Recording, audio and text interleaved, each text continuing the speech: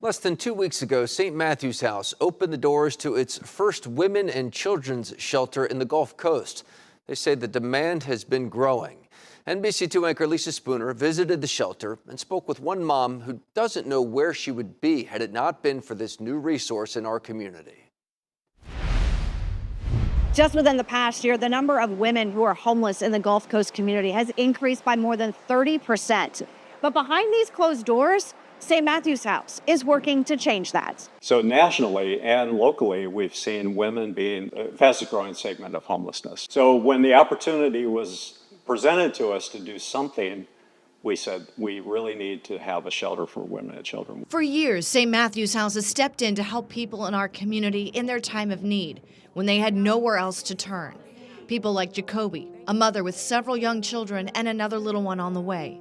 For months, she and her family had been surviving by living in her car. I always felt like no one wants to help me. How can I be a mom if I can't keep a stable roof or I can't keep a job? Every night she worried about what the next day would bring and how she was going to provide for and protect her babies. I had to pray every night to make sure we were okay. We woke up to see the next day. For months, Jacoby prayed for protection and for guidance. And eventually that prayer was answered when she was accepted into the St. Matthew's House Women and Children's Shelter. So it's a 39-bed facility. There's 8 private dorms for moms with children.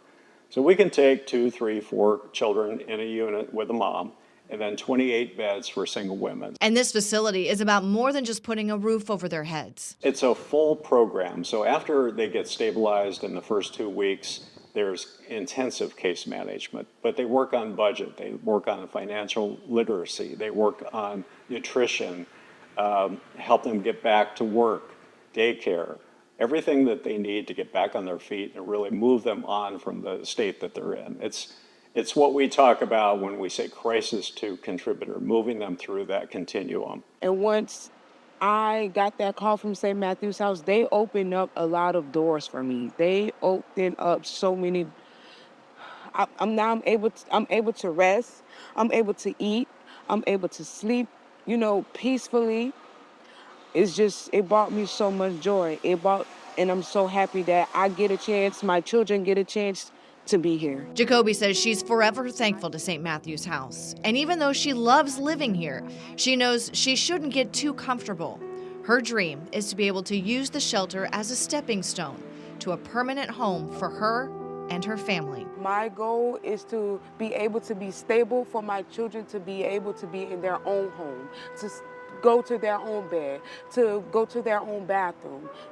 That is my goal. I have goals and I'm determined to get them. I'm going to reach them. I'm not giving up. I'm going to keep pushing to be the better woman. In Fort Myers, Lisa Spooner, NBC2. St. Matthew's House is always looking for donations, especially for the Women and Children's Shelter. Things like hygiene and personal care products, linens for the beds, diapers and clothes for the kids and the babies, especially pajamas. If you're able to donate, you can take them to their main facility on Airport Pulling Road in Naples.